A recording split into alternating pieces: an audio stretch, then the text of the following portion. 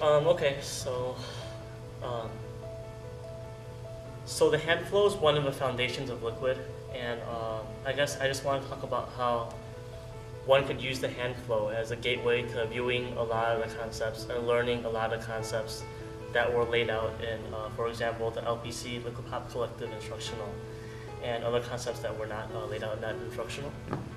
And I guess to begin really simply, we'll just do the basic hand flow, which can be broken down into 4 steps.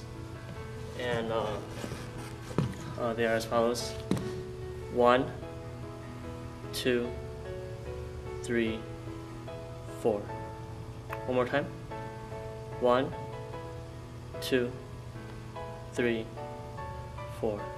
And once you're comfortable enough to do those sequences smoothly, you can actually smooth out the stops in between the steps, and you can get your basic hand flow. Now, it's helpful to learn your hand flow in both directions because that will just open up your dance a lot more and allow you more places to go with your liquid. After you can comfortably do your hand flow in that position, I suggest that you actually do it in a variety of positions. So even stuff like this, because it's going to feel a little different even though it's the same movement, like doing it in front of you.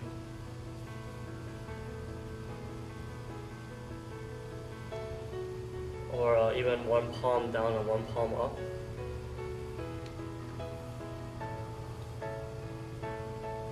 And even maybe the other side. And taking that basic hand flow, you can use it to open up a few different concepts. One, for example, could be the rail, which is basically drawing lines in space with your liquid. And let's start with the basic hand flow in front of you. And you can actually expand your elbows out, maintaining your hand flow into a line. And what this allows you to do is that you can draw those lines with your liquid in space.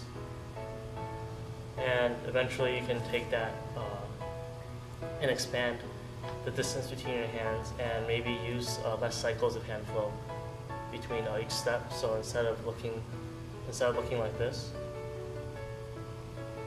it might look more like that. And that's something like you'll see a lot of people like Frequency or Fluench who do a lot, is their box rail, and you're still maintaining that hand flow, except you're taking a very distinct path with your hand flow instead of just the cycle, the foundation cycle that we talked about. Another way to use the hand flow as a gateway to view a concept is through the concept of folds. And a very basic fold might look something like this. And you could just break that down with the basic hand flow once again. And you can just start with that palm up, palm down hand flow slowly.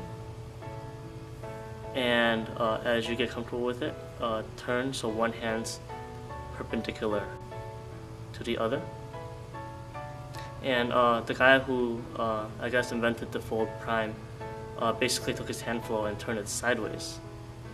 And what you can do after this, you turn it sideways, is you could flip it into that fold, that full fold, like that.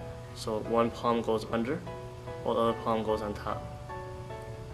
You can practice that by doing stuff like this, without doing the fold, but just doing your hand flow up and down with your palm changing sides. And turn that into this. When you combine it with the perpendicular aspect of it.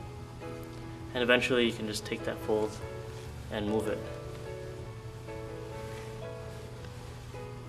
So I guess it's another application of the hand flow that you can use.